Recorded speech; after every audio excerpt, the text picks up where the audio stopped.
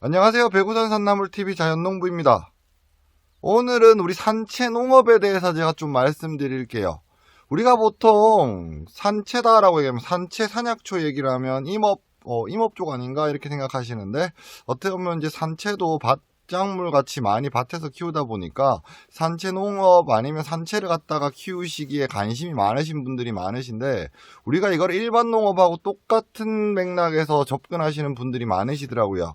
근데 산채 농업 같은 경우는 그렇게 접근하시면 이거 나 지금 뭐 하고 있지? 이렇게 생각하실 수도 있는 부분이 되게 많아서, 좀 산채 농업만이 갖고 있는 좀 독특한 얘네들이 갖고 있는 습성이 이러다 보니 우리는 이렇게 해야 된다라는 거, 그리고 그렇게 안 했더니 제가 또 실패한 케이스고요. 왜냐 그러면 저도 산채다라고 얘기하면 일반 농업 이렇게 생각을 하면 언젠가는 한번 괜찮아지겠지라고 생각하는데, 산채 농업에서는 별로 그런 일이 없어요. 이게 무슨 얘기냐 그러면, 산채에서 봄에 가장 많이 알려져 있는 게 명이나 두릅이거든요. 걔네들 가격이 미친 듯이 뛰어 올랐다 하면 그냥 없는 거예요. 뭐 두릅이 뭐 냉해를 맞아갖고 다 없어, 그럼 비싸겠죠. 그냥 수요와 공급에 그냥 딱 맞아 있어요. 그렇다고 대박이 터진다, 그럴 일 없어요. 일반 농업은 가능해요. 뭐 어떤 거냐 그러면, 뭐 이렇게 좀 나쁜 비유긴 한데, 뭐 전라도 쪽에 만약에 태풍이 많이 불어가지고 뭐 고추 농사가 다 망가졌어, 제주도에 뭐 눈이 너무 많이 내려가지고 뭐 봄배투가 다 망가졌어, 이러면 한 시즌이라도 대박이라 그러죠. 우리 대박 터지는 경우가 있는데, 산채농업 같은 경우는 특별히 그런 일이 있을 수가 없어요. 일반 농업하고 산채농업이 뭐가 다르냐. 자, 일반 농업 같은 경우는 기본적으로 어느 지역이든 간에 이모작을 기본으로 해요.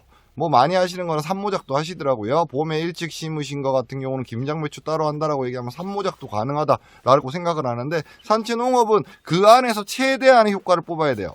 아마 저한테 상담을 해보시거나 아마 저한테 뭐 댓글을 남기셨던 분들은 저는 이런 말씀 되게 많이 드리거든요. 좋은 땅에는 다른 작목 심으세요. 이게 왜 그렇게 말씀드리냐 그러면, 우리가 밭을 갈고 막 밭 관리를 다 하고 막 엄청 좋은 땅에다가 진짜로 산채 농업을 탁 시작을 했어요. 그럼 거기서 일반 농업에서 하는 것만큼의 수익이 나올까? 저는 솔직히 갸우뚱해요. 그런데 왜 그렇게 말씀드리냐? 단가는 산채가 더 높잖아요. 하지만 산채는요 1년에 한 번이에요. 한 번. 딱 그 단기간에 하면요 이모작이라는 게 불가능하다는 거예요. 도박을 좋아하시거나 아니면 나 그래도 열심히 나 진짜로 나 내 인건비 따먹게 할래라고 얘기를 하면, 어떻게 보면 일반 농업이 훨씬 더 나을 수도 있어요. 산채 농업보다. 그런데 그게 아니라 난 꾸준히 안정적으로 갈래. 자, 이거하고 똑같아요. 제가 옛날에 친환경 농업을 했었거든요. 뭐 지금도 친환경이긴 한데요. 인증을 지금 취소했어요. 친환경 농업을 할 때, 친환경 농업을 하면 문제가 뭔지 아세요? 일반 농업을 하면요 우리가 가격이 비싸면 같이 이렇게 탁 올라가고요, 떨어지면 탁 떨어지고 이러잖아요. 그런데요 친환경 농업 같은 경우는요 그게 아니에요. 왜냐 그러면 1년 내내 뭐가 돼 있냐 그러면 단가가 이미 계약이 돼 있어요. 그래서 그 단가가 크게 올라갔거나 내려가지는 않아요. 그래, 보통 두레생협이나 아니면 아이쿱 생협이나 뭐 한살림 이런 데서요 친환경 하신다라고 얘기하면 보통 조합원으로 가입해서 그쪽에서 납품을 하는 형태다 보니까 가격하고 상관없이 보통 가격 걱정을 안 하고 농사를 짓는데, 친환경 유기농 농업 같은 경우는요 문제가 좀 있죠. 왜냐 그러면 병해충 방제를 할 수 있는 친환경적인 어떤 방법이 있어야 되는데, 그런 것들에 좀 취약해서 실제 수확량은요 일반 농업에 비해서 많이 떨어져요. 그래서 가격이 안정화돼 있다? 아니요. 가격 안정화를 떠나가지고 그냥 어느 정도 그냥 수익률이 보장된다라고 생각하시면 되는데, 일반 농업은 완전 복불복이죠. 내가 어떤 작목을 선택했냐에 따라 가지고 완전 달라지죠. 적당한 이윤선에서요 내가 여기서 최대 이윤을 내기 위해서 내가 일을 더하는 내 인건비 따먹기다라고 생각을 하셔야 돼요. 그래서 그거를 하기 위해서 첫 번째 제일 중요한 게, 제가 항상 말씀드리는 거 있죠. 어떤 작목을 선택하셔도 상관없어요. 팔 데 있으세요? 이렇게 말씀드리잖아요. 네, 그게 무슨 얘기냐 그러면, 일단 산채 농업은요 친환경 농업이나 일반 농업하고 다르게요 일단 유통망이요 이렇게 안정적이지 않아요. 그러다 보니까 보통 직거래 방식을 많이 하다 보니까 그 팔러에 대한 문제가 좀 생기는 건데, 그 부분이 어느 정도 구축이 되고 나면요 어떤 산채를 하셔도요 크게 망가지지 않아요. 그리고 또 장점이 뭐냐 그러면, 산채 농업의 장점은 일반 농업이나 친환경 농업 같은 우리가 일반 농사를 짓는다라고 얘기하면 매년 모종을 사지만요, 산채 농업을 하시는 분들은 보통 내가 한번 어떤 자리를 잡고 나면 자체적으로 그 모종들은 다 수급하실 수 있어요. 그 종자나 이런 것들을. 그러니까 그런 데서 비용 처리를 다 하셔야지 어느 정도 수익이 남는 구조로 남는 게 산채 농업인 거지. 나 일반 농업 같이 대량으로 해갖고 나 이렇게 막 박리담위로 많이 팔 거야. 암만 그렇게 팔라 그래도 혼자서 감당할 수 있는 양은 한계가 있어요. 저 혼자서 10톤, 20톤을 한다라고 얘기해갖고 막 어디다가 납품할 수 있을 것 같죠? 절대로 못해요. 그래서 우리가 큰 카르텔 같은 게 필요하기도 하지만 반대로 얘기하면 지금 크게 요구하는 데는 왜냐 그러면 산채 산약초는요. 이렇게 생각하시면 돼요. 관심 있는 매니아층이 드시는 음식들인 거지 우리나라 아직도 저변이 확대되어 있다라고 생각하지는 않아요. 요즘에나 TV에서 명이나물 그래서 명이나물 그러지 불과 한 10년 전에도 명이나물 그러면 그냥 울릉도 가야지 구경할 수 있었어요.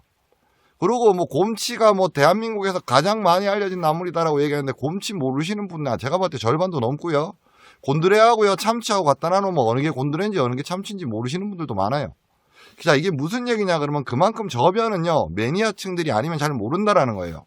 그나마 요즘에는 TV에서 좀 보여주고 막 이러다 보니까 산채가 괜찮아 유망 종목이야 라고 얘기하는데 반대로 얘기하면 이게 대량 생산을 하는 농업이 아니다 보니까 그리고 또 산에서 또 원래 자랐던 아이들이다 보니까 기계화가 안 돼요. 그러다 보니까 사람이 가서 다 해야 되는 일이거든요. 그래서 우리가 산채 농업을 딱 하실 때는요. 내가 관리할 수 있는 어떤 인력 내에서 이거를 내가 다 커버할 수 있구나. 아니면 여기 나오는 물량 이거는 내가 어떻게 다 커버할 수 있구나. 이게 되게 중요해요. 그것만 하시고 나면 실제로 수익성은 되게 안정적이에요. 누가 이렇게 얘기하시거든요. 이거 얼마에 팔아요? 라고 얘기하는데 솔직히 정해진 가격은 없어요. 시장 가격이다라고 얘기하는데 내 물건을 어떻게 파냐는요. 내가 결정하는 거예요. 사과, 배 이런 우리 가수 농사 지시는 분들이요. 제가 어저께 마트를 가봤더니 선물용으로 나와 있는 마트뷰에 있는 그런 과일 봤더니 6만원, 7만원 해도 몇 개 안 들었잖아요. 그렇게 따지면 개당 몇천 원씩 하는 거예요. 그래도요, 드실 분들은 다 드세요. 그러면, 우리가 파지라고 얘기하죠. 20kg, 10kg에 만원, 2만원에 나오는 것들요. 인터넷에 또 많아요. 자, 그거는 내가 어떤 포지션으로 가냐에 대한 문제인데요. 근데 산채는 솔직히 파지 가지고는 답 없어요. 파지는 무조건 대량 생산 안 하면 답이 없는데 대량 생산이란 걸 하려 그러면 그만큼 뭐도 많이 들어간다? 인건비도 많이 들어간다라는 거는 고려하셔야 되고요. 그래서 내가 산채 농업을 할 때는 일반 농업하고는 조금 다르게 내 포지션은 내가 잡아야 되고 내가 어느 적정선의 가격을 내가 어떻게 해야 되겠다라는 것까지 생각을 하시고 들어오시는 게 맞다라고 생각하시면 될 것 같아요.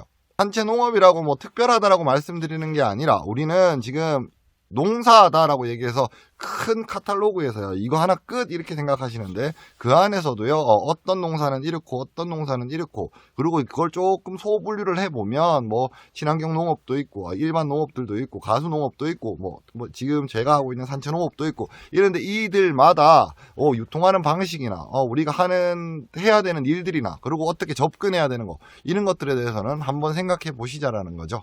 산채 같은 경우는 아직 전체 농업의 1%도 안 된다고 생각해요, 저는.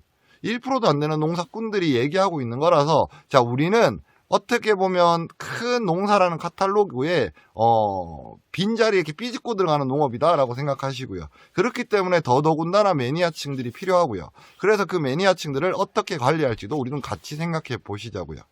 오늘도 영상 봐주셔서 감사하고요. 구독, 좋아요 부탁드릴게요. 감사합니다.